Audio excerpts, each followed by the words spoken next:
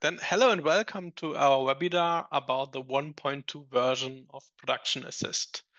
The Production Assist version 1.2 adds new functionalities to Production Assist itself, extends to a little bit more platforms that we think are actually quite good for us, where we can deliver our technical planning know-how and actually help the users in doing their job. And that's what we want to have a look on so that you know what new options there are, what you need to check with them, what they allow, what are the limits, and this kind of stuff. We will start with the SketchUp integration of Production Assist inside SketchUp. So with the version 1.12, we've announced and delivered that there is now a plugin for SketchUp. The main driving part behind of the SketchUp integration was the company Aluvision. Aluvision creates booth construction materials, so like profiles that you can assemble and create these nice looking booths like this one in here. And what we have added for the Production Assist version 1.12 is that you actually can load in the elements that you have in here and calculate it in here. So the blue line that you're seeing in here is already like the deformed shape in here of the individual components with this so that you can calculate it. The plugin itself basically works really easy with this. So if you click on extensions, there is a show production assist thing, just like the other ones. So this brings you the user interface that comes with production assist, also inside the SketchUp application. And then there is Production Assist Calculate, which loads the current model right into the calculation so that you can calculate it in here.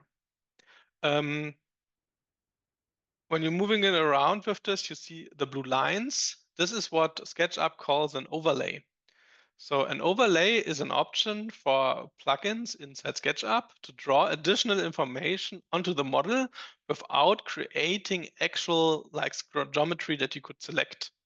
So the productionist results in here are basically the way to see and hide the results inside of SketchUp. And the productionist error is a class that happen when you have error messages in here that tell you that there's something wrong or that you want to get feedback on this, that you want to calculate. Maybe another addition that is actually quite handy with the Production Assist 1.12 is that now when you click on the navigations in here, you have the influence lines just right at your handle. So you don't need to search for the calculation results anymore inside the scene tree and select it to, for example, show the workload. The only thing that you need to do is you need to click it in here in the navigation and show this in here and show the workload. Same thing in here, you see, sorry for this. You see that the workload is also in SketchUp, so you see that everything here seems to be fine. But if you're looking on here with the elements, you see that currently there's some overload in here. So the profiles themselves are fine, but the smaller connection elements, so the screw and the quick tightener in here are overloaded. One thing that we added as well in here in the new Production Assist version is that you now can click on the influence lines and we have the selected view with this in here. So if you now want only to see the M6 screws, you click on the M6 screws. Wait, let me quickly hide the structures in here so that we don't see the yellow, since it's a little bit easier to see.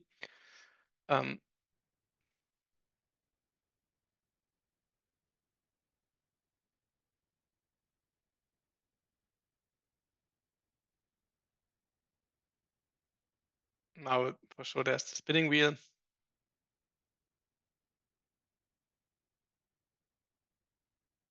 Kind of an anticlimax. No, perfect. Cancel. So now when you move to this in here with the show workload, you will actually see the smaller screws also in here that are showing with this. So it's one possibility to see the individual elements where there is the overload. So you see them in here with the colored thing for the show workload. This allows you to directly see the impacted part of this and to calculate it like this. To look a little bit more onto the details with this kind of thing. With this, you then really can calculate all the things that you want to do with the kind of thing in here. So set it all back to all in here, show the workload again, shows you all the other things, and only shows you with this in here. So one advantage that you can have with this is you can really calculate how many screws you need for this in order to put it in and to calculate it. The profiles and all of this stuff is also available on our other platforms. So step by step, we will also add the Aluvision material to our other platforms, so BricsCAD, Vectorworks, and AutoCAD, so that you also can use it over there and calculate it in here. Maybe an interesting thing about these Aluvision profiles. So if I'm looking in here and click on the show calculation overview, you will see that the actual profiles are good in here with this kind of thing. But what is the limit here in here normally is the actual like screws and the quick tightener. So the material that actually joins everything together and gives you the calculation for this in here and the report on this. Like before, so if you have done this and checked all of this, you just can export a structural calculation for this by clicking on File, Create Calculation Report. We don't want the current view in here. Then I can tap and test. This is my description. Press OK. Give it some time. Then it will ask you PDF. It's fine. Save it. And then it opens my structural calculation as well for this with all the new stuff, with all the elements, how much they weigh, if they're overloaded and stuff like this, just like you know them. So that's really convenient to do this kind of calculation also with the SketchUp things in here.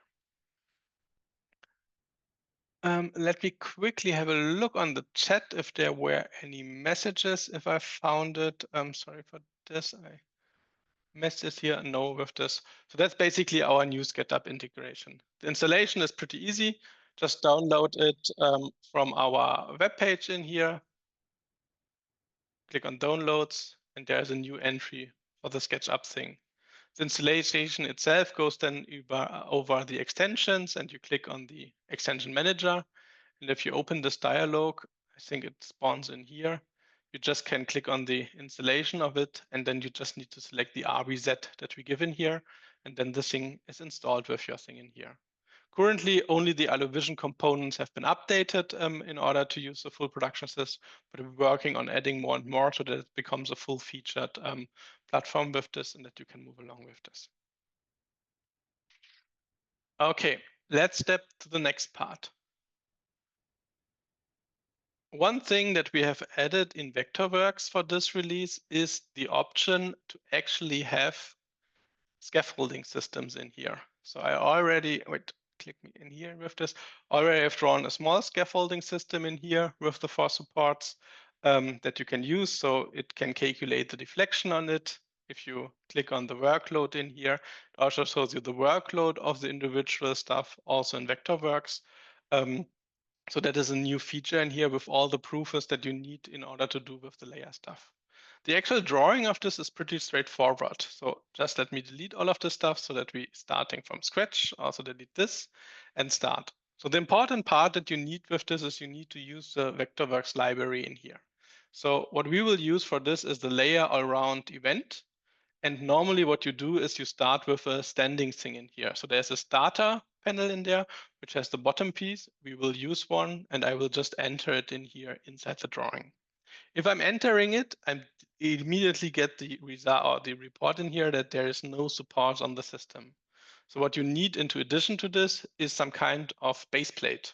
So Vectorworks delivers 3 base plates with it. You click on it and then you can place it in here with this. And if you're doing this, you see the base plate automatically adds 1 support in here that you can use for the calculation feature in here in order to calculate this kind of thing. The best way to move forward in here with Vectorworks is a little bit clumsy with this. I show you the same thing in SCAD Reevent in like 10 minutes. This is a little bit easier to draw it, but it helps you also with doing this. So I use the duplicate array command. I want to create 2 by 2 of them. They should have a spacing by 20.072 millimeter, which is the spacing Layher uses for this. Pressing OK, which will also generate me these 4 columns in here and generate me those.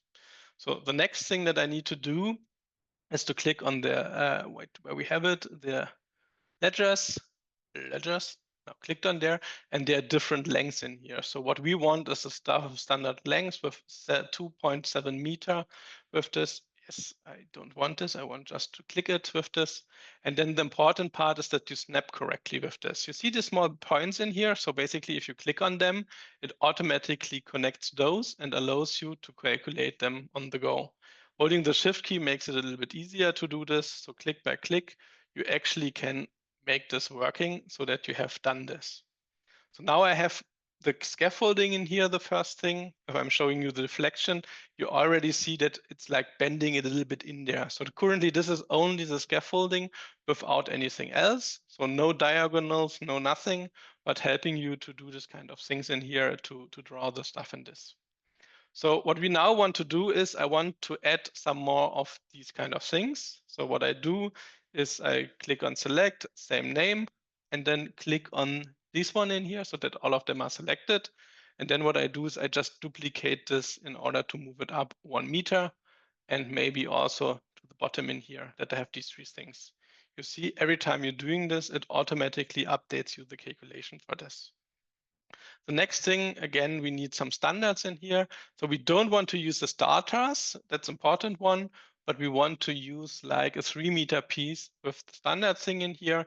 So, and the same thing in here. So the important part, like always, is actually make them connect so that you click in on the right place.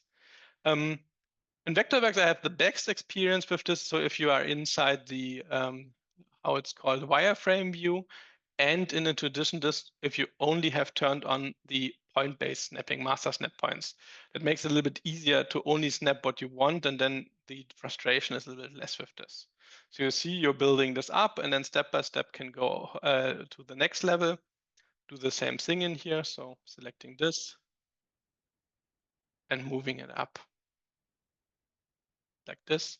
And then there you go. You have your first scaffold. So currently, this scaffold is, well, it's a little bit small, but that's not the problem. More the problem is that it doesn't have the relevant thing. So the wind, the thing that we need to check in here is actually the wind.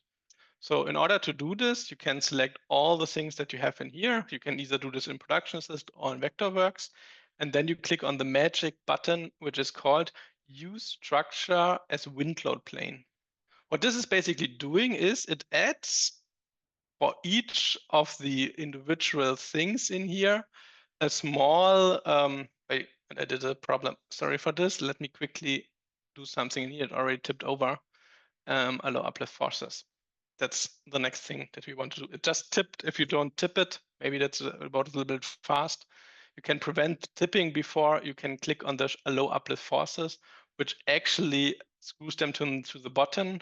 A little bit later in this webinar, we will have a look on how to calculate the ballast for this with a different thing.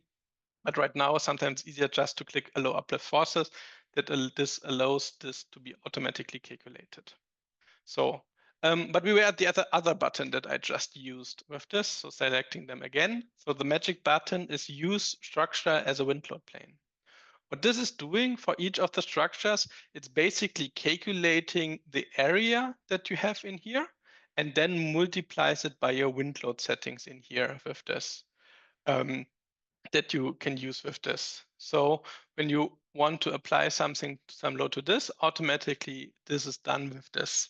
It also takes into the right height to account. So all the struggles that you have with the calculation of the scaffolding normally with this, if it's not cladded, it just automatically works with this.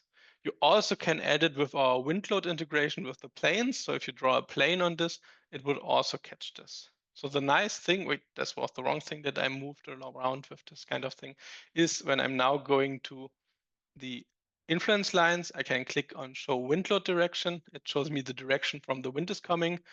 Like I would expect, it's bending to the right with this. And then when I'm going in here and, for example, changing the wind angle to 45 degrees, it basically snaps around it so that you can check which is basically the angle in here that does make problems with this or not.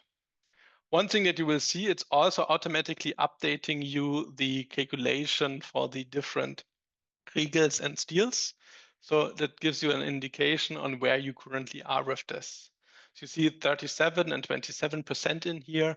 It's a little bit not so much with this, so you would not need diagonals in this case. I will add one nevertheless, so that's not a problem to also add this, but that's an important thing that you need to know. That is also calculating you the layer calculations for this. So I added this. So the last thing in here would be then adding some diagonals with this. So I click on the diagonal. Now I need the right part. So for example, let's add someone here with this. So it would be 2m207 by 1 meter with this. And then I'm clicking in here, adding it, and it will automatically also add me this kind of thing in here with this. The important thing to know, it also automatically takes into account the extensity. So when you look on the top of this thing, you will see that this pipe is a little bit offsetted by this. So Production Assist automatically applies this offset also in the calculation so that you can calculate this correctly with this. So the diagonals, so some people actually do it a little bit differently when they struggle with the diagonals. That's one easy part to do with this. It also automatically sets the needed hinges for this so that you actually can calculate this, what you want to do with this. An important thing in here, and that is also something that I want to show you in the calculation results with this, is that it, for the diagonals, it does all the checks that you need. Maybe the most important check that it's doing is a check according to the scaffolding thing in here, which is this check. So it checks according to the to the Zulassung of the layer, what is the maximum pressure and tension inside this specific tube. It's not only limited by the normal Eurocode calculations, but also limited by this Zulassung. So for this piece, so 2m07 in the width and 1 meter high, the maximum positive force in here is the negative force 7.4, 17.1 kilonewton with this. So all of this is automatically done in here and can be calculated with this. Also really cool is if you now click on create calculation report with this, add all the things in here, save it to the desktop. It also adds you this proofs in here. So it checks what is the maximum normal force for this, what is the vertical force for this. It checks all the plates in here. So it has this plate check. So what is the maximum force in here and gives you all of the things. So almost all calculations that you need to do for a layer calculation in here can now be done automatically with Production Assist, just with drawing it in Vectorworks or in SCAD Reevent or any other platform that we support, so that this works pretty well with this. So I see there are some questions. Let me just answer this. So Christoph asking, can you attach other symbols like fixtures, speakers, and stuff to the truss? Yes, for sure. That's not a problem, like always. So if you're going in here and want, for example, to attach something in here, the only thing that is preventing you from doing this normally is Vectorworks, because when I snap it to the bottom, for whatever reason, which I don't understand, it's going up. But when I'm now moving it to the right space, which is obviously not this. So let me try to put it on here with this. Then you actually will see that this load will be used as a load in here. So if you lease in here, it's used as a load. And now if I'm increasing the load for like to 5,000, you will also see that it actually will calculate this with the increased thing. The same way you can hit fixture or anything else that you can put on this, like this. Same thing with the trusses. So if you're going in here and drawing a truss with this on it, I don't like the new way how they insert the truss, but that's just me. So moving it like this, moving it in here. I just need to check one thing because I was not expecting this. If I turned on the truss cost generation, no, I did not. So now I have. So, and now the high of this is, wait, only one selection. The high of this is 641. So we go into here, 6. No, it was 4.6 meters, something like this. Then you see it automatically adds this and adds me in here the truss crosses. So this kind of setting is automatically possible with this, with all the things that you know about truss crosses in Production Assist. So that is nothing in there. How it is with symbols, sorry, with this. If I use some base from Layher system into a 12 by 12, will it just use the ground support for a truss system? Yes, that's a little bit similar question from Jimmy from Dynamic Vision. So as long as you're doing this kind of truss cross generation in here, you now even can do a complete system with this. That's not a problem. You can then also have like 2 towers and put it onto this, so that is not a problem. So I think when I'm feeling lucky. So I'm duplicating this like this. So I've written now 2 times in here. And now when I'm using the truss with this, that's definitely not what I wanted to do. So like this. So now the stacking functionality, this on this. So now I have my rig in here. And now when I want to do it with the other parts with this, with the fixture, I can add a fixture in here as well. We don't use a fixture. Let's use a dead point load with this so that I have it like this. So even this kind of things are possible to calculate with Production Assist in here without any problem with this. With the ballast and stuff like this, that's something that I will show you in 1 second with this, with another example. But yes, it's possible to, sorry for this, to also add ballast with this.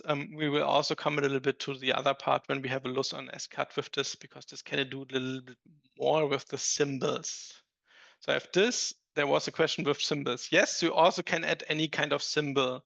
So if I'm going into here, let's find something that we want to add as a symbol. Lightning instrument, power, SFX. I have no idea what this is. IPEX stages. Oh, that is a complete stage, a little bit too much. Let's use video Barco projectors.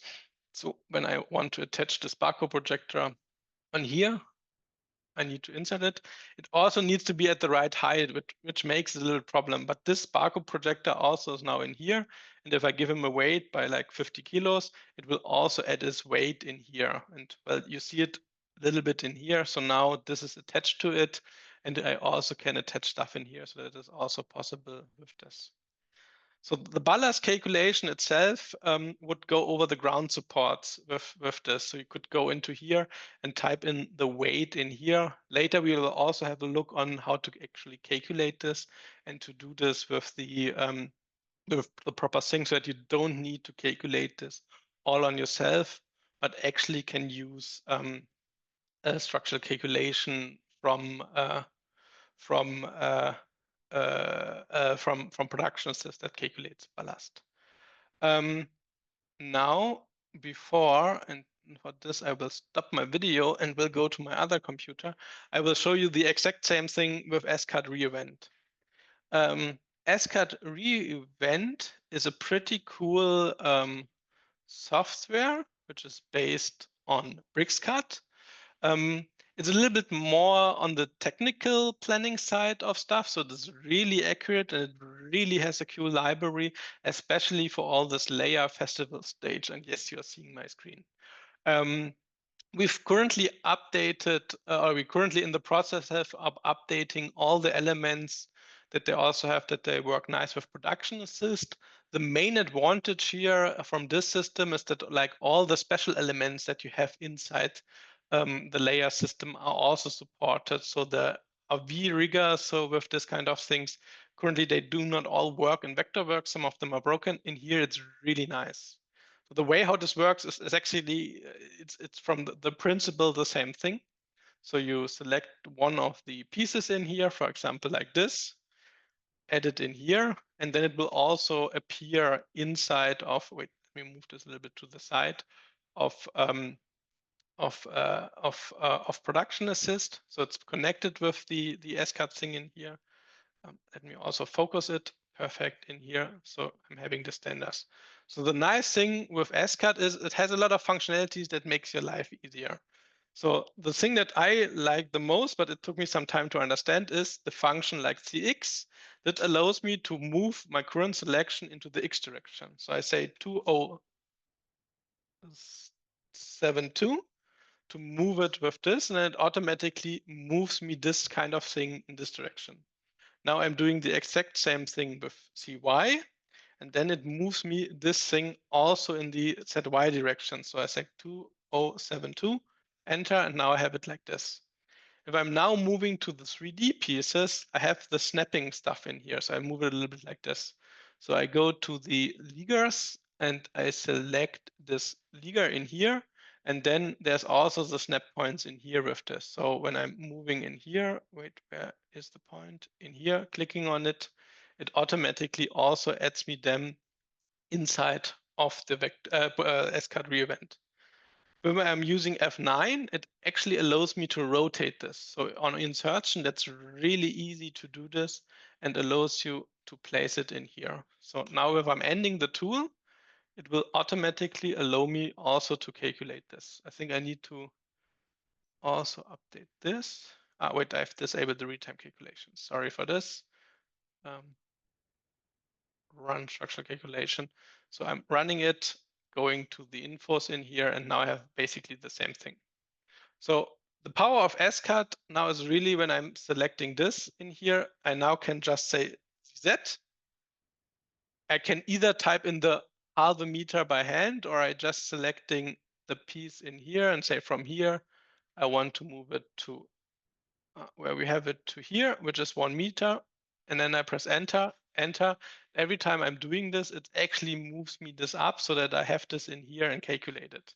Same thing when I'm now going into here with this, I can then type CX with this, enter, enter, enter, enter, enter, reloading, and it's automatically generating me this and updating me the calculation in here. So it's really easy to basically update this and to draw really big systems really, really fast with it. So especially if you're doing a lot of scaffolding in here, from my perspective, that's the way to go. It's really cool. Enter, enter, and here you go. Same thing would be working with the other thing. So really cool to do this kind of thing. Maybe one thing just that you know with this when you have not seen it working in SCAD Reevent or BricsCAD, if you have the classes in here, there's the production SDU classes, which shows you the deflection in here that you can do. It shows you if you go into here, for example, the normal forces of this that this can take. And same thing, there's then also a library with this. So if you now click on here and want to add a picture, I need to change something in my snapping behavior, but I also can snap it to here. With this, it's also adding these kind of things and updating the calculation. So it's pretty similar, same with the truss crosses. So all of the things that I just showed to you also work the same way in here, and it's really bringing the efficiency into the layer scaffolding planning with this kind of thing. Perfectly. That was about the SCAD with this. Let me stop this screen sharing and let me go back to the actual computer. Now I can turn on my video again, share my desktop, and go back. One cool new feature that we've added in general to Production Assist is something that we call free line loads. So a typical problem that you have is that you've drawn a line load like this, but this line load, when you have it in here, it doesn't really has attaches to the truss because it's not in here. So you could draw a structure with this, you could use the line integration, but all of this is time consuming and a little bit challenging. In the new 1.2 release, we've added the button use as free line load. If you activate this, it will actually take this as a free line load in here, which just attaches to here, here, here, and here, and does the calculation for this specific line load. Now, every time you're moving it, it just stays attached to this. So especially if you do like curtains or any other kind of like line-based load, it's a little bit easier to this. It goes a little bit into the direction of the area loads that we already introduced with a release before. So it allows you to draw an arbitrary line structure with this and turn it into a load just by clicking on the use as free load line load in here. That's actually quite helpful to do this kind of thing. So now we don't need Vectorworks anymore, but can directly go into Production Assist. Yes, and we don't need this, but this. The next thing that we want to have a look on is the actual ballast calculation. One way, maybe fundamental change in production is 1.2, but really a change that makes it a little bit easier with this and maybe not so visible to the user is the introduction of the new load combination tipping. The load combination tipping is something that you found in here with the yellow thing in there. So before we had the usability, the Eurocode ultimate failure. Now we do have the tipping load combination. The usability will be still used to calculate the deflection figure and the reaction forces of chain hoist and ground supports. The Eurocode ultimate failure will be used for all the Eurocode assigned cross sections. In addition to this, for cross-section that do not apply to Eurocode, normally the usability load case is low as well. This especially applies to all the US trusses like Tyler or Tomcat and so on, because they use the ASCE norms for calculating them, and they don't enforce you to use the safety factors on the impact side of things. The thing that is new is a tipping load calculation. The tipping load calculation basically has the safety factors from all the loads set to 1, but every factor that's actually putting it to the side to 1.2. This is especially useful if you want to have the safety factor 1.2 against tipping, because all the loads that actually try to tip it, you can assign to the wind load case, and then they will be automatically multiplied by 1.2, while all the other will stay at their normal thing in here. So what the tipping calculation actually is doing is it's calculating you the ballast, and more visible for this, so that actually there's a result, it will calculate the friction check. So all of these supports in here, when you check on them, they have the option to enable friction result checks. So if I'm selecting them, basically they have set to have a specific frictional force that they can absorb based on the friction between the ground and the support itself. Currently it's set to 0.4. And if you then calculate it in here, you see there's an absorbable frictional force and then horizontal force in here. These values will be calculated or shown in there with the tipping load calculation, as also the sliding of structures will apply to the tipping load in here with this kind of thing. The ballast calculation now works the following way. I need to delete the weight I've already assigned to it, set it to 0. So currently what we have in here is a ground support, which is just pushed by the side. If you look at the wind load direction in here, it comes from the right and just pushes it to the side in here. If you look on the actual reaction forces on this kind of thing in here, you will see that the total force in Z direction is negative. Wait, where we have it, 2.1, while the reaction on the front is positive. Which means at the bottom, this needs to be holded back a little bit. Don't worry, currently it's using the wind from the structure, and I think I've quite increased this a little bit. Yes, so it's using 30 meters per second, so it's quite a lot of wind which is pulling it through. That's why you need this ballast in here already, even if you would think that it would be good enough. I think it's a 5 by 5 by 5 meter cube in here that you have for the calculation. So we basically need to calculate the ballast for this.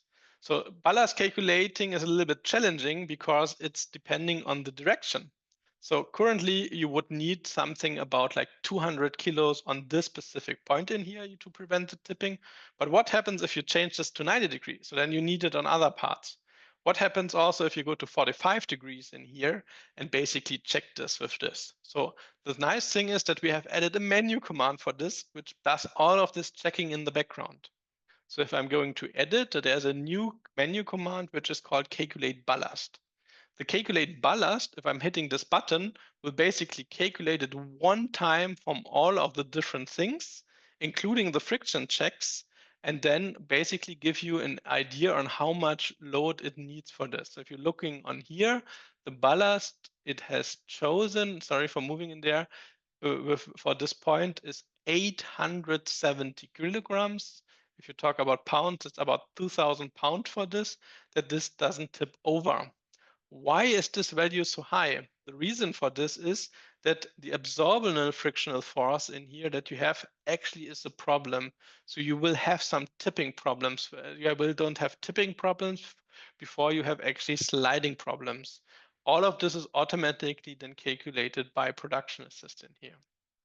If you click on Window Worksheets, there's also a new table in here, which is called ground support load. And in here, it shows you the ballast of things, it shows you the name, and it shows you the different reaction forces that you have on here that is resulting from this. So in here, actually, you need 4 tons of ballast that this thing is not blown to the side if you don't properly anchor it. So if you actually need the friction checks in order to prevent this in here.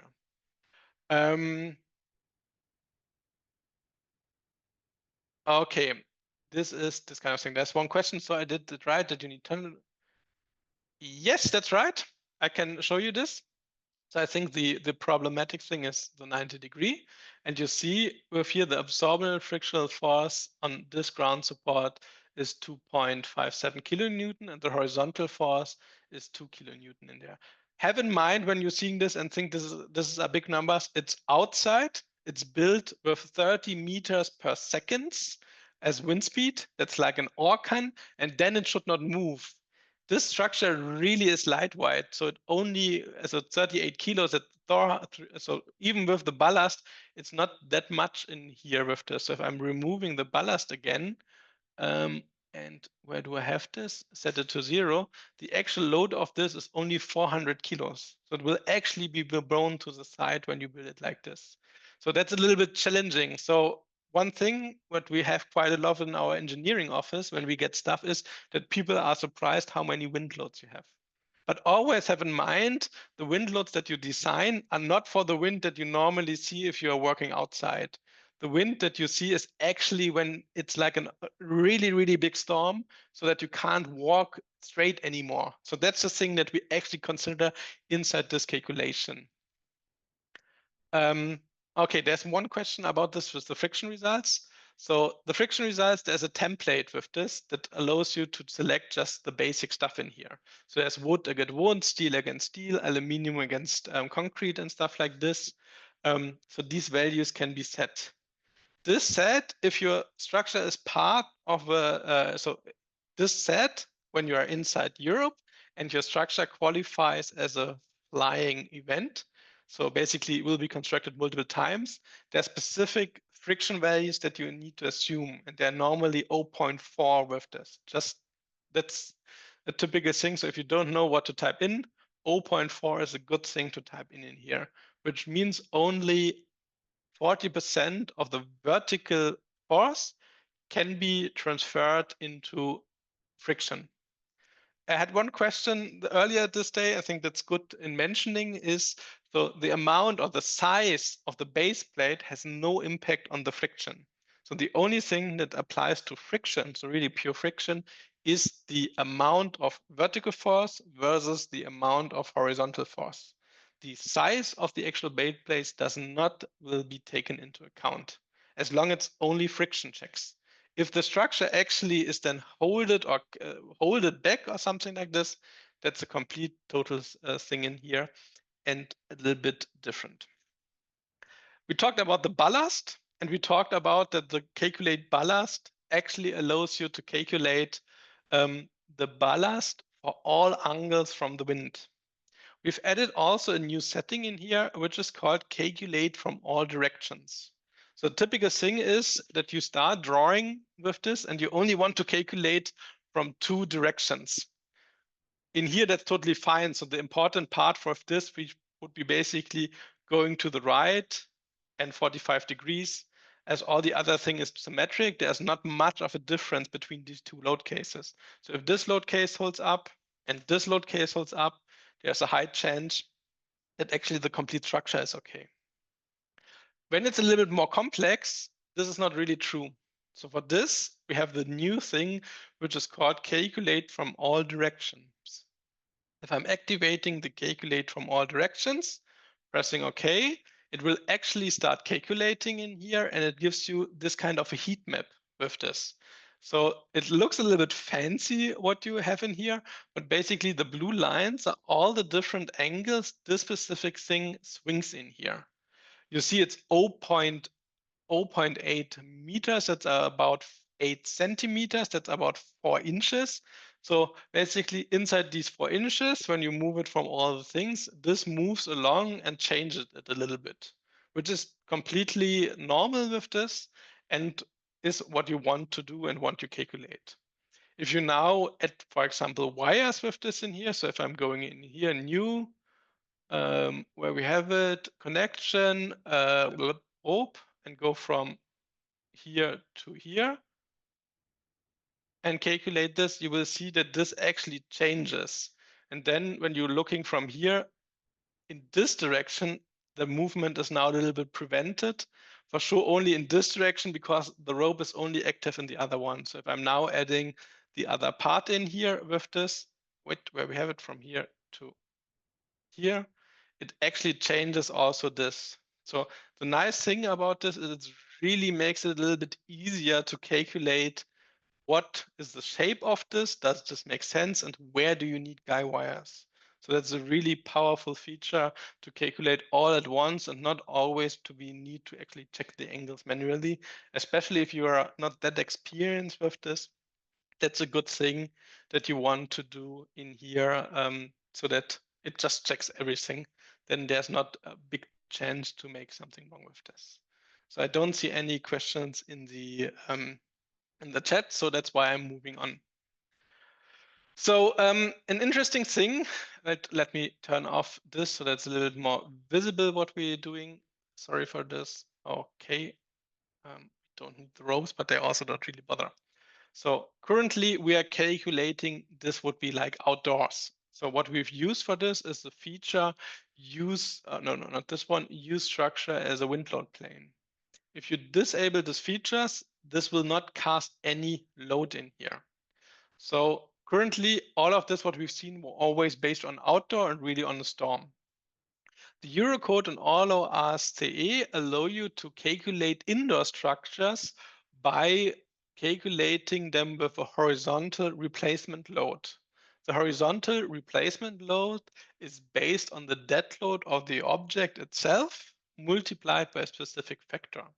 For the Eurocode, this is normally 1%. For ASCE, it's similar with this, so also 1%.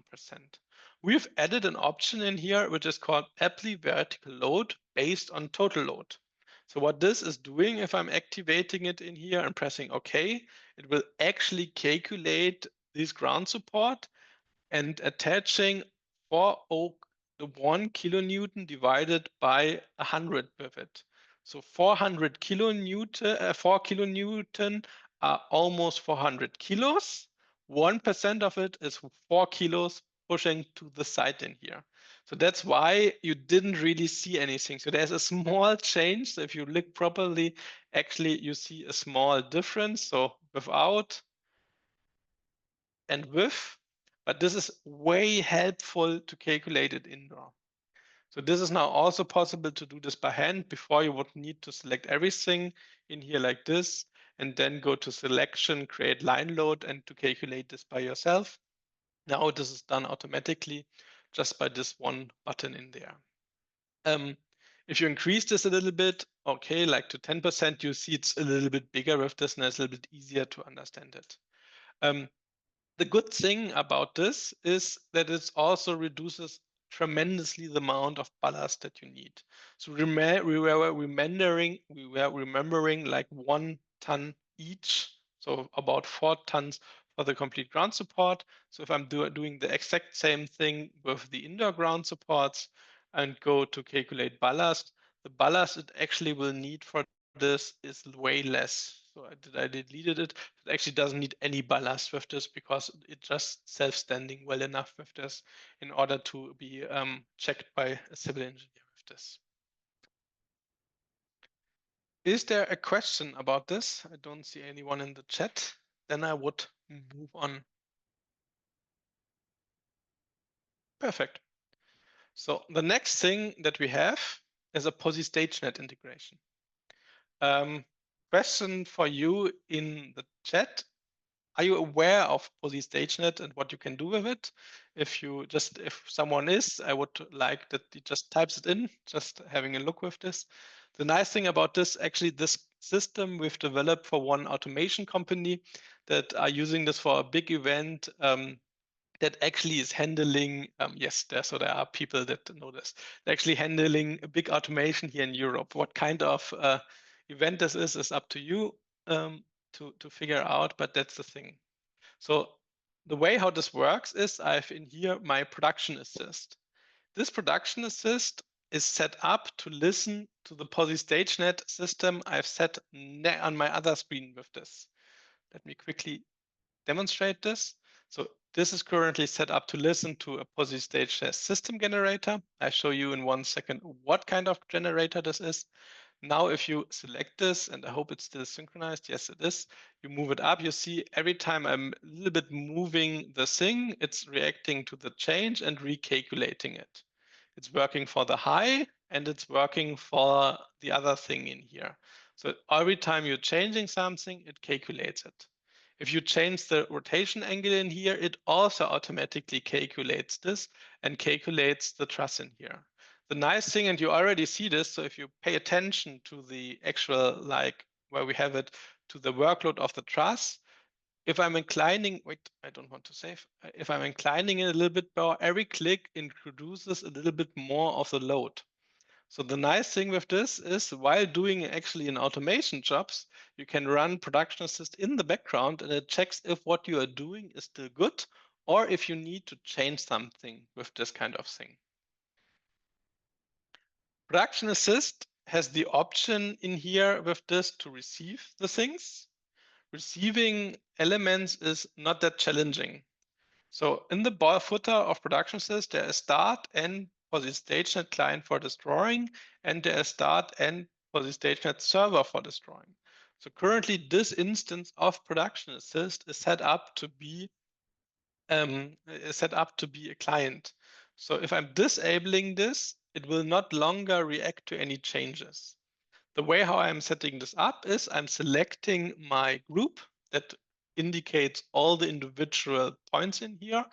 And when I'm going in here, I have the Posi StageNet ID.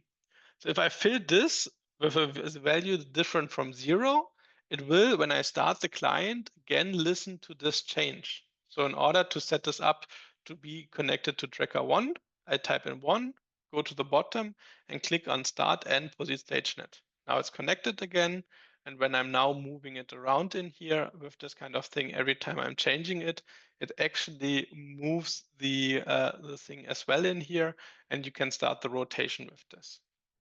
Any object that you have inside of Production Assist also can assign to a Posi StageNet tracker. So for example, if you want to move the generic weight up and down with this, you just need to tell him that you want to set this to the Posi StageNet ID 2, for example, and then you can start listening. You need to restart and then it listens for this. Now these values have been updated and it's using on the tracker 2. If I'm now going to my sending application and start Posi StageNet tracker and restart it, let's see with this, I have it now as version number 2. And if I'm now moving it around, so where this actually has ended up in here, I should now be able to move it on the truss. So let's check. Yes, you see now I'm moving this load, and every time I'm moving the load, it basically recalculates the truss. So connecting something to a Posi StageNet tracker is really easy. The only thing that you need to do for this is that you need to type in the tracker ID and then start the Posi StageNet client. So as I told, we have a client and a server. So the receiving part I already showed to you. The non-receiving part is just another instance of Production Assist. So you can just connect it to an MA console or to a MoveCAD system in here or to a Cyber Hoist. But if you don't have this around but want to mimic these kind of changes, you can do this with this thing, so with the Production Assist as well. So the next button in here is the end Posi StageNet. And then I can tell him I want to send Posi StageNet for this. Clicking on here, it automatically assigns this an ID, and then it sends this out continuously. And when I'm still listening in here, I can change this. And now every time I'm clicking in here, both of the applications reacting to this. This is also working on the iPad and on the iPhone app with this. What I've been doing with the other company is that they just have their iPhone inside the network, listening to the Posi StageNet thing, and then it's automatically calculating this also on the iPad. It's a little bit surprising, but also the iPad has a quite strong calculation engine. So we can also calculate quite big rigs also on the iPhone and check if it's still safe to use or not with this. Okay, that's the Posi StageNet integration, a nice thing if you're a little bit into automation. One thing that we already used, but I want to show a little bit more, is the new system that we have to calculate raked trusses in here. So just the one that we have with this. In order to do this, I disable all the things. And what I'm doing, I'm using the preset system now. So by default, this truss is set to be leveled with this. And you see it's at 95% workload. If I'm selecting this, NX, does this work? No, that was this problem. Window, there was some problem. I needed to change here something. Sorry. Structure settings. Okay. Delete. Yes, NX. So you see there's pure vertical forces in here. So in Production Assist, we have something that we call presets. So presets are a little bit unknown to most of the users. It's a feature that has been there from the beginning. We didn't put so much advertising in it, but it's a powerful feature that allows you to store multiple values for one single property and turn this on and off. Just consider it like it is, like it would be a Lightning console with this. So if you have a preset, you can create the preset. I'm just creating a new preset in here. It's called preset 1, and then I have the button in here, make it active. If I make one preset active, it actually allows me to calculate the thing inside the preset. So every change that I'm now doing, so if I'm going in here and, for example, change the inclination, you will see that this will now be done inside the drawing with this. And that when you look on this in here, it actually will be used for this to incline it more and more and more and more and more and more. What you also see every time you're inclining it, it actually changes you the calculation figure with this kind of thing. So it's not calculating the truss like it would be in here, but you see that actually the ropes go a little bit to the side. Because of this, the actual forces on the rope do change a little bit. And the graphic on the hoist, unfortunately, you need to ignore. That's something that we didn't finish in here. But the preset system, the important part of it, it's still stored in here. You see that the value in here now is like this, whatever this color is, like purple or something like this, like purple, will be stored in here. Now what I can do is I can turn on and off this thing, and then it automatically will jump into this position that I have in here. So especially for automation, if you have like multiple things in here that you want to calculate, that's a good thing to store them in here. So I've stored this movement, and if I'm exploring this, I'm also having this movement. So I can move around in here so that this is automatically calculated like this. But they're pretty similar. So if I'm activating it, make it active, maybe do it minus 32 degrees, that's like this, then I actually can turn it on and off. Presets work in an override fashion, so the topmost presets override the bottom one, and I can move it around, and you see the inclination also automatically updates and changes the way how this works in here with the other thing. Yes, the important part with this and the new feature that actually enables this is a new setting in the hoist. And this setting is called, where we have it, use default point in presets. So the problem before was always when you moved the hoist and inclined it like this, it will also move the top point.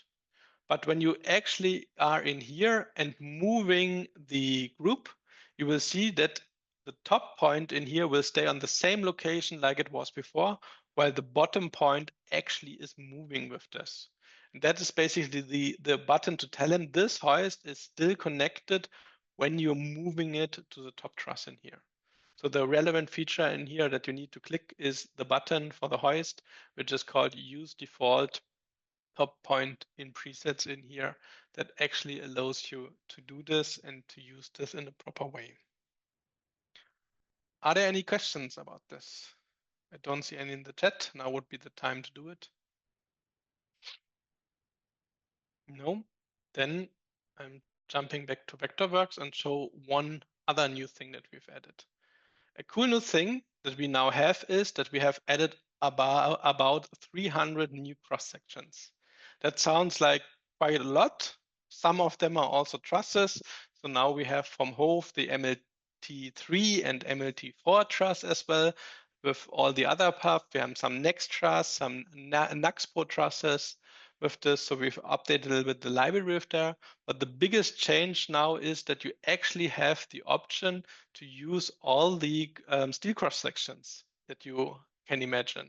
So if I'm going here to the cross section, well, to the brand and sorting it by this, you will see that you now have all the AEB, IPE, U, and QRO cross sections that you can imagine.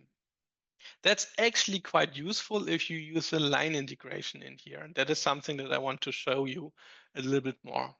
So the line integration is a nice thing that you can use to draw any kind of structure with lines inside Vectorworks, AutoCAD, BricsCAD, SCAD Reevent, or any other software. So every software that allows to draw lines can be used to do this and to calculate this. To do this, you need to click on Settings, Structure, and then you basically go in here with the where we have it in here and add in a new name. We call this PA minus deco.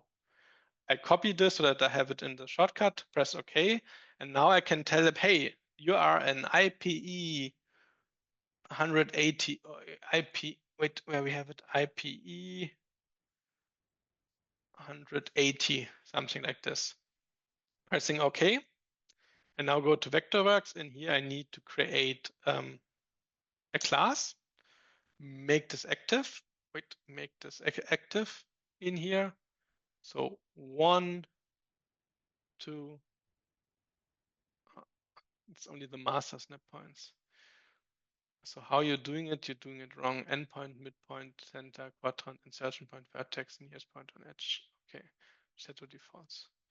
So perfect. That was not what I wanted, like this and here. So in order for, no, look, that didn't work here as well. So this needs to be like this. This film, yes, that's right, like this. So in order now to make this like a roof system or something like this in here, you need to make this into a symbol. So you click on here with the modify, create symbol, and we call this EPE frame, pressing OK. And now it automatically has added me this. I now can attach hoist or any other object that I would like to add. So 1, 2, 3. And then it automatically will be able to calculate me this. It gives me the deflection shape for this, so how this is actually deflecting. But more important in here, it shows me the workload on this. So what is the workload of this thing? So for example, if I want now to put something on there in here, that's actually quite a good of change so that you can calculate it in here. So if I'm now going in here and there's some other parts with this, I can use this to basically put trusses in here and calculate it like this, and I still get my calculations like I'm used to before. So it has all like the rectangular cross section, it has all the IPE, REB cross section, so quite a lot of cross section that you can use for deconstructions. For example, we use this for the octanorm stuff that we have in here. So other cross sections that are noteworthy from my perspective, if you go in here, we now have this changed a little bit, is that we now, so this, we have the Allure trusses, I think this is new. Wait, where we have the other thing, the HER trusses, we have the IPE trusses in here. With this NUXPro, we have the octanorm cross section, so you now can calculate the VP50 and VP86 cross section, which is their boost construction material. We have the, where do we have it?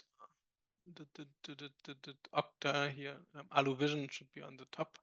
Sorted the Aluvision cross section, so the Omni 55, the corner element, the quick tightener. So all of them you can use and assign to specific classes in here with this. An important thing maybe that I want to show you is that there's also an internal section. Where do we have it? Internal. So with the internal one, wood cross sections. Good question. Yes, there will be wood cross sections with this. So right now, well, you have the normal ones, but we didn't add the wood material with this. So, but yes, it's totally possible possible to calculate this. I want to bring up two new connection materials that we have. One is the LED wall connection material. The LED wall connection material is something that you can assign to LED walls when you're using this kind of integration. That doesn't prevent them from generating truss crosses to each other, and is a quite helpful tool for this. The other part is the connection option that basically allows you to draw connection options which snap to the middle line of the truss. So even if you're not perfectly on the middle line of the truss, if you have a connection option up with this, yes, Bob, this is what we added for you. That was the thing in there. Now it's also in the public release with this, that you can select them. I think I only sent it to the beta. So it was not forgotten. It just took us longer than expected to bring out the new release with this. Yeah, Theater Latte, so with this. So Fromian Boyer has one question. XYZ has no valid cross section. Interesting that this brings this up because I didn't thought this would be brought up. I need to check why this is shown. That's another bug with this. So in Production Assist, we don't have all the cross-section data for all the trusses. So I think if we use Chauvet and there's trust, for example, we don't have the cross-section data for these trusses in here. So it will, well, it will complain about them and just tell you there's no valid cross-section in here. If I'm now adding, I don't want to save, thank you. Now, if I'm now adding Hoist with this, if I'm now adding 1, 2 supports on it, the error messages on the system will go away and it will calculate me calculation results for this. So there are some restrictions in here. So if you're doing a calculation without the proper cross sections, the value is accurate along as there's only one cross section involved. So if this truss is not laying on another truss or with this, you can calculate this at rigid. The problem a little bit with this is also in here, when you then want to level it, so if you want to use the extended leveling features like, wait, let me select this in here where we have it, the chain shorten. So if I'm moving this up, you see it's immediately out of load. So it doesn't really help you to do this detailed calculations that you want to do. But if it's all straight with this, it gives you some information out of it. It just gives you the thing when everything is perfectly leveled without any other things, and if there's only one cross section attached. So if there's multiple cross sections in here involved somehow, the bending and deflating do have a big impact on the distribution of load. So it's unsafe to use the cross sections when they are not calculated for bigger calculation, and I highly would recommend not to do this. So in Production Assist, there is a simple way of fixing this. So if you have a truss that you are using, but we don't have, please tell us this and we will add this. That's not a problem. That's free of charge. It's really important for this so that you actually move along with this. The other option is you can use the truss calculator. So if you're using the truss calculator, this allows you to type in the data from the data sheet and then generate the cross section yourself. I will not show this right now. It's a little bit more, it's not really complicated. You just need to enter the right values, but selecting the right values can be a little bit challenging. So I would really recommend in there, so if there's something missing, please tell me, and then we will do this and add this, and then it will be quick in the next release with this. So that's a little bit the thing with this. The next thing, and now I need to find my colleague in the meeting, is a little bit about the labels that we did. We also did some improvements on the labels, and I will Patrick now share his screen, and he's demonstrating this. It happens all the time. So, here we go into the labels. We create a new label definition, and now first we need to change the 2D mode. So now we have here in the file type added a new option, which is called symbol geometry. When you select this option, the geometry of the associated symbol will be printed into the PDF, the print label PDF, which I will show you later. And you can also change the dimensions of this as you need it, and the geometry will then be scaled up or down as necessary. The other file that we added is called new file. This is actually a property which you can find in the dynamic text file type, and it's under electricity. It's called the cable set, and this property will print you a list of cables that are associated to the electric object in the drawing. So let's go back to our drawing. We need to click yes.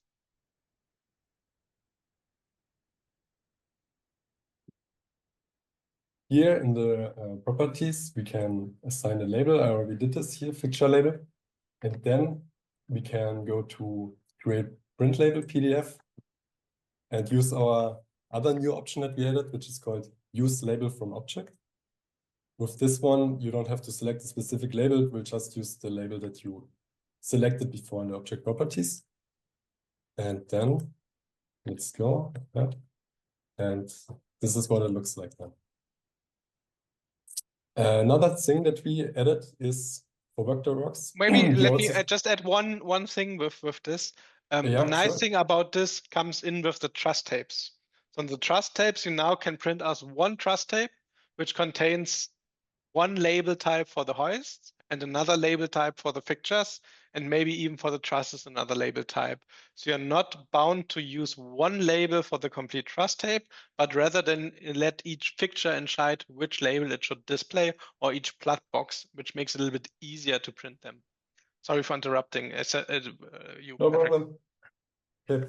Yeah, the other thing that we added is the label support for Vectorworks. So basically, if you have selected a label and select to show it, it will now be sent over to Vectorworks.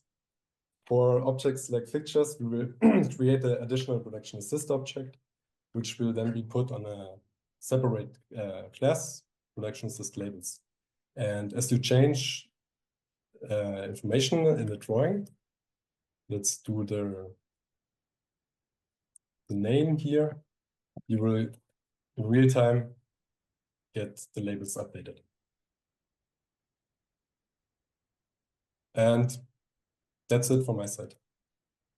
Yes, we did this kind of integration to bring all the Production Assist fields inside also the Vectorworks context. So when you want to show, for example, selected cables that Production Assist has chosen for this lamp, you can do this. If you want to add the ground supports result, you can do it with the system. So it's in addition to the data tech tool, basically, in order to bring additional information that just lives in Production Assist right into the Vectorworks thing with this. That's basically the end of our webinar about the Production Assist 1.2 functionality. If you have more questions with this, I'm free to chat a little bit after this. And then if you don't have any question, you can just hang along. There are some questions in the chat which I will answer. Otherwise, thank you very much for your trust in Production Assist. It was quite a lot of fun to develop this, and I hope you have a lot of success with the new features that we've added to Production Assist. As told, this has been recorded, so we will put the recording on YouTube and send you via email so that you can rewatch it with this. If you need more help, feel free to book a demo with our online system so that you actually can use all the features with this. Or if you have other questions, just use the chat system on our webpage. Thank you very much. Okay, let's start with the first question that we have in here from Ole. He asked if there's a reason the labels.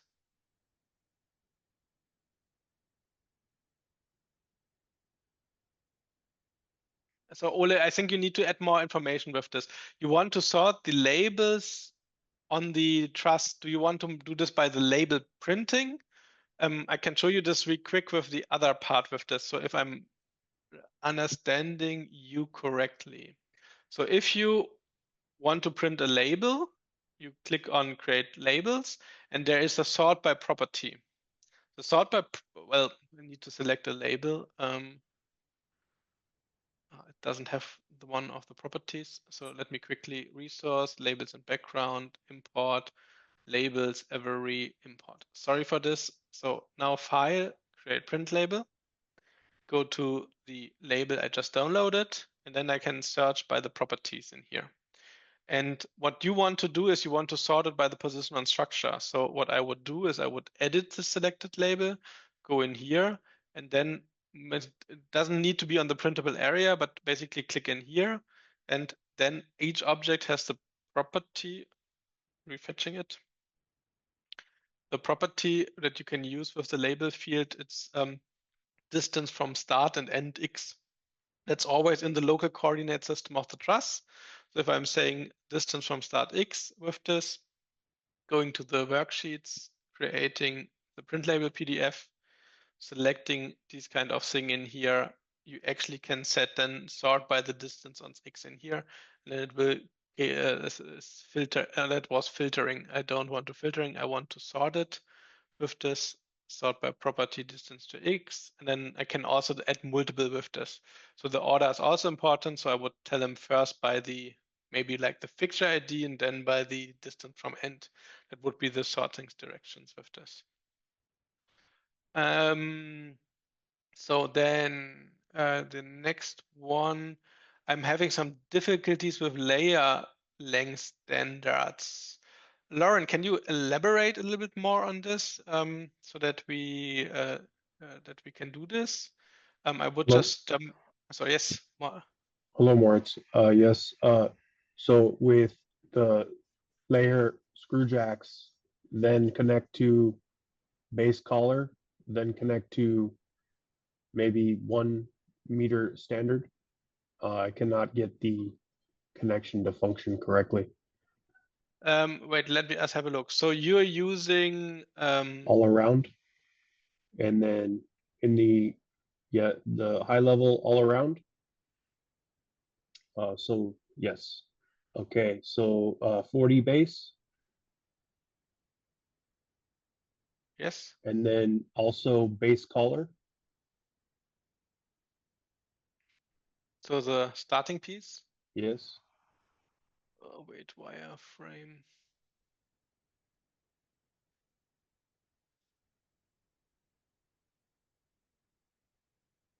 Yes. Okay, and then standard. Then standard. Then we don't need this data, but this one doesn't also need to go to here. So let's have a look on the plan view.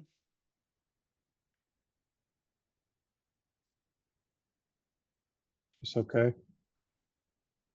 So maybe I'm just how I was not drafting correctly. Seeing you do it this way, it appears that it's correct. So that's the thing. So sometimes I just show you one thing. So if you are going to the base color, edit defining resource, sometimes you need to change the start and top position in here. So that's Yes. start and end. So you can go to the end and then say it like 0.4 with this. And if you do this, actually it will update this. So I think that was missing, that the base color doesn't have enough space with the top of this. Let me notice that I fixed this. That's a content issue. Thank you, Moritz.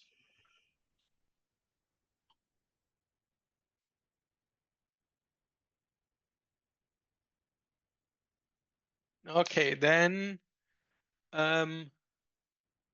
there was a question from Sheng. The imperial measurement for the final label print. Yes, I did this. That should be fixed. So if you download the latest release, Jason, the Hoist fields now are linked with the proper things, and it should just work with this so that you can export this.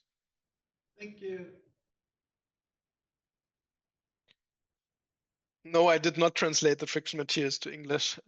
It's the way how we've added them, and I just didn't manage to do this, as it's a little bit bigger task with this, but I have it on my list. I also add the friction templates to English.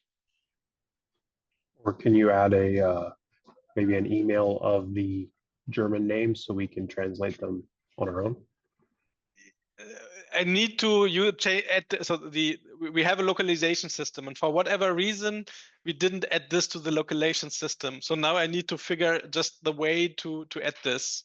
So it's we can have a look on the code, and friction object info palette. Sorry for this friction. So these are the ones. I just sent this to my colleague that she localized this. Sorry.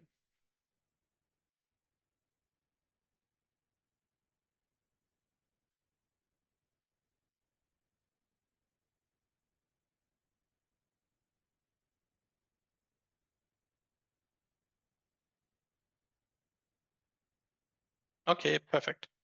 So edit it, and it should be then in the next release.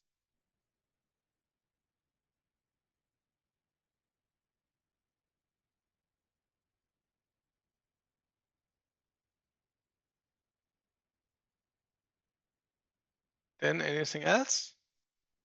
No? Then thank you very much. Kurze Frage noch. Achso, ja, klar, Ola? Besteht die Möglichkeit, dass man die elektrische Ansicht sortiert? Just the question was how to sort the electrical thing. What do you mean with sorting? Nach einer Struktur oder sowas. Also das macht es immer bei mir komplett automatisch. Man kann sich zwar ziehen, aber eine Baumstruktur oder sowas, dass man wirklich von links nach rechts alles hat. So the question was, just for everyone, the question was that the electrical view, the creation of the tree, sometimes a little bit random. I answer first on English and then on. We know this issue. We are working on a fix for this. It will take some time. It didn't manage to fix for the 1.12 release, but it's on our. So it will be in the 1.21 to 2.3 release map with this. So there's a few features didn't make it for 1.12 to be at the state that they should be in.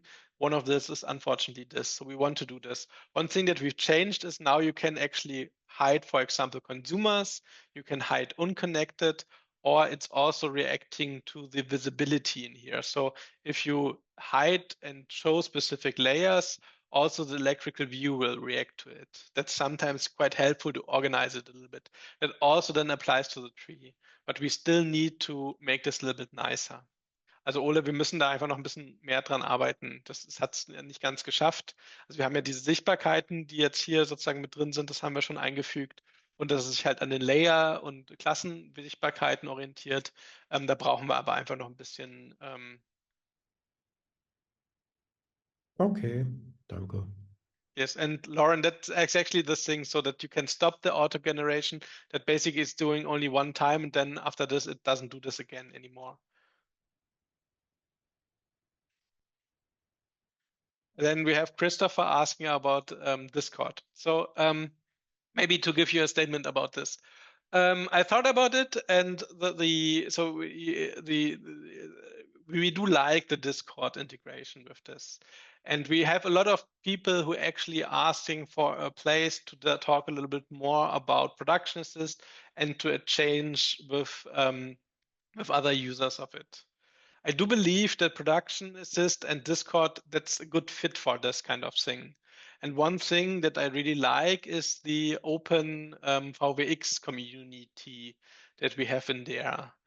And we looked a little bit into the Discord APIs, but we find it quite challenging to add the Discord API directly to our user interface, so that right out of the user interface, there's basically a Discord button that you can work on it. That I think would be the nicest thing in there to do it. So it's I think on other games with this, the Discord is always an overlay, so that you have the different app with this. So maybe if you have some more inputs on this, Christoph, I'm definitely interested on adding this. And I think the Open VWX is also a good place to do this, so that we add information there and change a little bit data. And I would like to support this even more.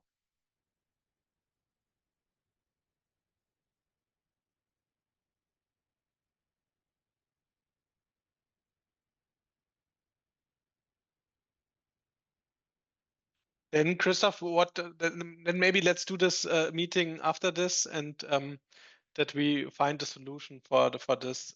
What actually do you consider to be good? Because I was always in the impression the best option would be just to add a button directly in there. Then guys, thank you very much for your time. Talk to you later and have a nice week. Bye bye. Dankeschön.